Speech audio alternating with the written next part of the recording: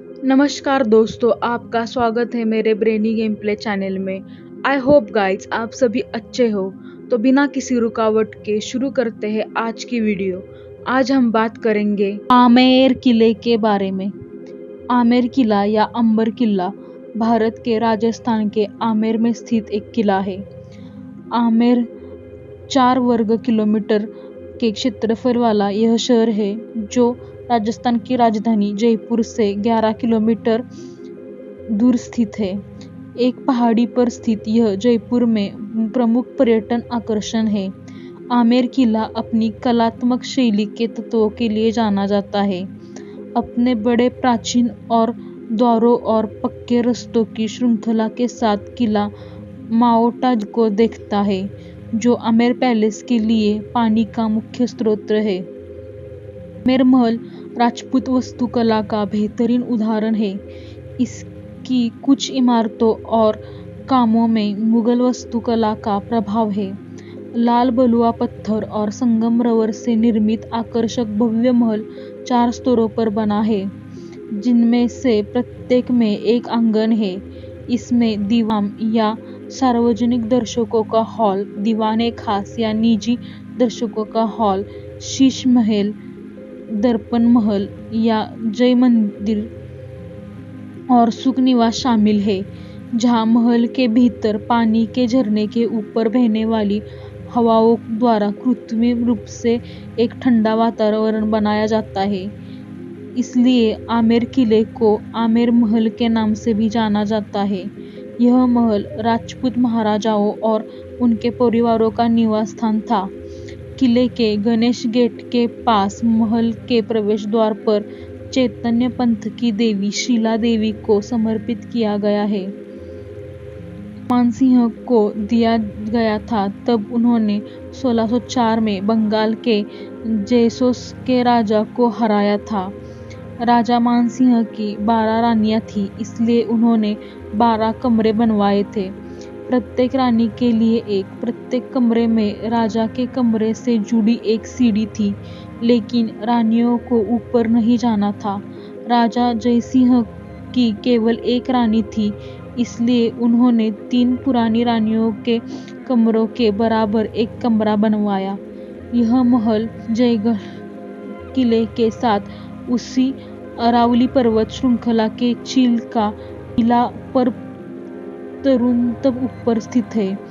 महल और जयगढ़ किले को एक परिसर माना जाता है, क्योंकि दोनों एक भूमिगत मार्ग से जुड़े हुए हैं। यह मार्ग युद्ध के समय में के रूप में था, ताकि शाही परिवार के सदस्यों और आमेर किले में अन्य लोगों को सक्षम किया जा सके, ताकि वे आर्थिक दुर्जय जयगढ़ किले में स्थानांतरित हो सके। पुरातत्व और संग्रहालय विभाग के अधीक्षक द्वारा आमेर पैलेस में वार्षिक पर्यटन आगमन की सूचना 5000 आगंतुकों को एक दिन में दी गई थी, जिसमें 2007 के दौरान 1.4 मिलियन आगंतुक थे। आमेर एक मीना राज्य था, जिस पर सुसावत वंश का शासन था।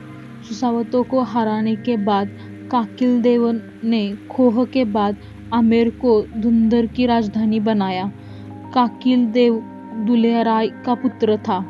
शुरुआती समय में जयपुर राज्य को आमेर या धुआंधार के नाम से जाना जाता था, और इस 5 अलग अलग जनजातियों के मीना सरदारों का नियंत्रण था। वे देवती के राजपूत राजा के अधीन थे। बाद में एक कछवाहा राजकुमार दुल्ला राय ने मीनाओं की हुता को नष्ट कर दिया और देवली के बुर्गजों को हराया और धुआं को पूरी तरह के कछवाहा शासन के अधीन कर लिया। मध्यकाल में आमेर की धुंधर के नाम से जाना जाता था, और 11वीं शताब्दी को से लेकर 1037 और 1727 ईस्वी के बीच खचावों द्वारा शासित किया गया था, जबकि रानी आमेर से जयपुर स्थानांतरित नहीं कर दी गई थी। आमेर का इतिहास इस शासनों को अमिट रूप से जुड़ा अपने साम्राज्य की स्थापना की थी।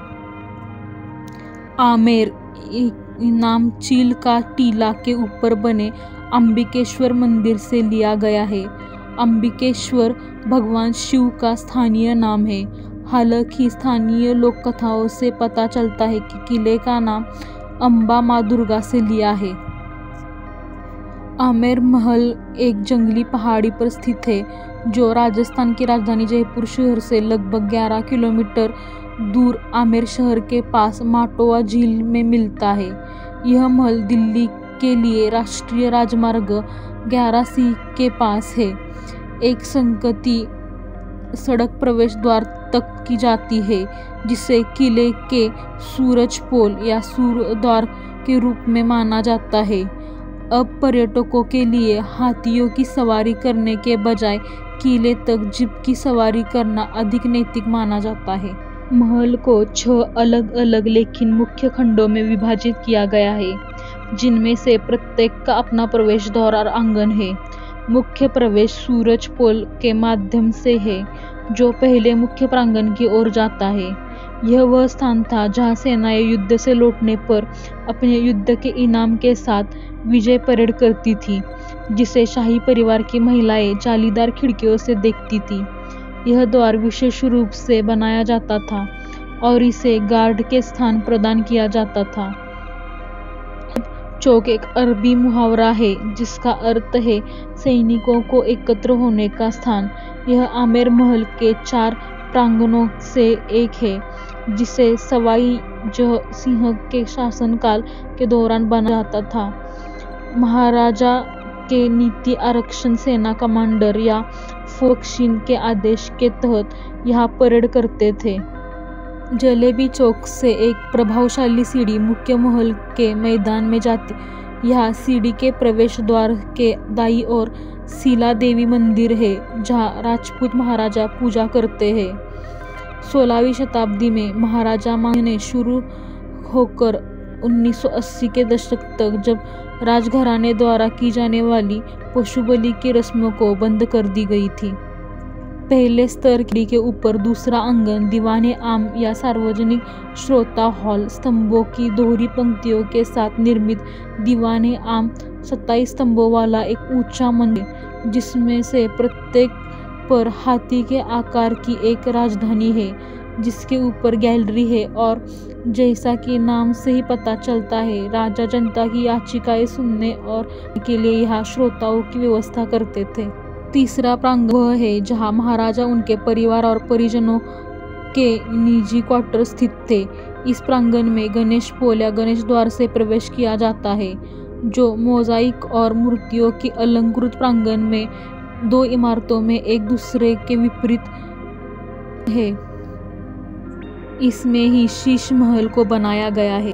चौथे प्रांगण वह स्थान है जनाना शाही परिवार की महिलाएं जिनमें रखेल रहती थी। आई होप गाइज आपको मेरी आज की वीडियो पसंद आई हो।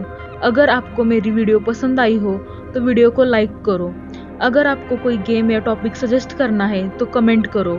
आपको मेरे वीडियोस देखने पसंद हो तो चैनल को सब्सक्राइब करो। मेरे चैनल का नया वीडियो सबसे पहले देखने के लिए बेल आइकन को प्रेस करो। Thanks for watching guys.